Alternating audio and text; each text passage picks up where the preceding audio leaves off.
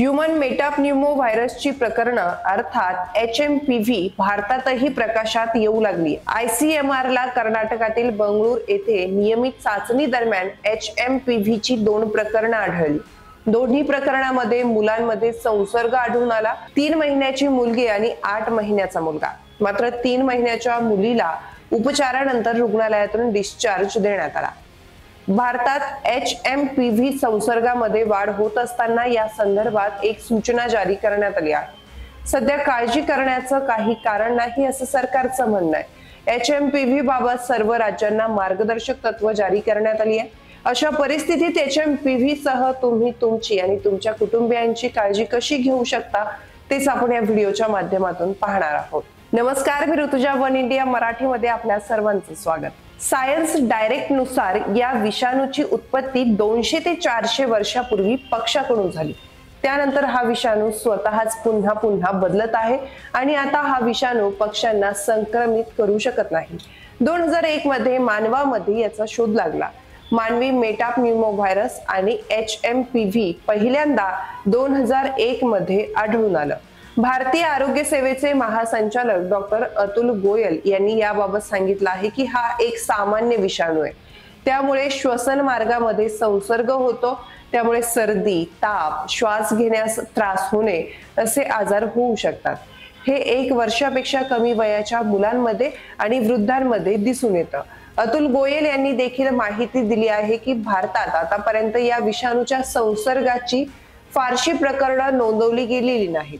अतुल गोयल म्हणाले की यामुळे कोणताही गंभीर आजार होऊ शकत नाही। त्यामुळे काळजी करण्याची जास्त गरज नाही। हिवाळ्यात सर्दी, ताप, खोकला यासारखे रुग्ण आढळतात। आमची पूर्ण तयारी झाली आहे आणि आमचे रुग्णालय परिस्थितीला तोंड देण्यासाठी पूर्णपणे तयार आहेत। आता HMPV चे लक्षणं काय आहेत ते आपण पाहूयात। खोकला येणं, नाक बंद होणं, ताप येणं, घसा खवखवणं, श्वास घेण्यास त्रास होणं।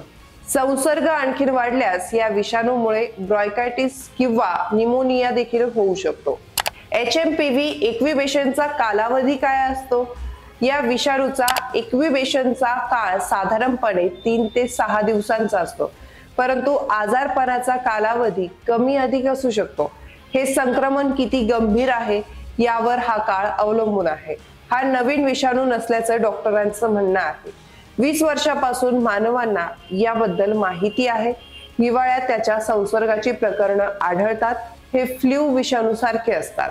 HMPV चा प्रसार कसा होतो?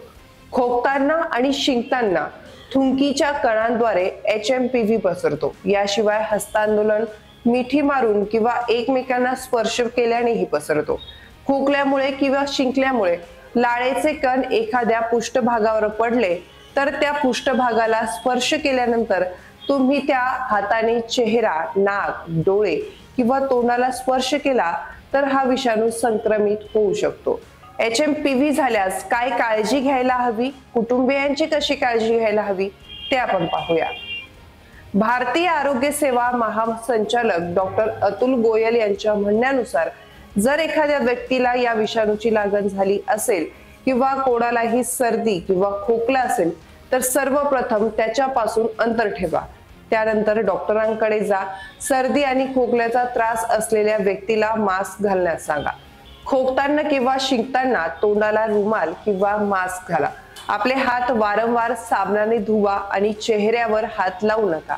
सर्दी, खोकला असल्यास मास्क किंवा घरीच आराम करा। आजारी व्यक्तीच्या भांड्यातून दुसऱ्याने अन्न खाऊ नका। HMPV वर उपचार काय आहेत ते पाहूयात। HMPV विषाणूवर सध्या तरी वेगळी अँटीव्हायरस औषधं बनवली अथवा अजून कोणतीही लस बनवण्यात आलेली नाही। डॉक्टरांचं म्हणणं आहे की साधारणपणे सर्दी, तापाचीच औषधं दिली जातात। मित्रांनो, तुम्हाला ही माहिती कशी वाटली हे आम्हाला कमेंट करून नक्की कळवा आणि अशाच माहितीपर व्हिडिओसाठी चॅनलला सबस्क्राईब करायला विसरू नका।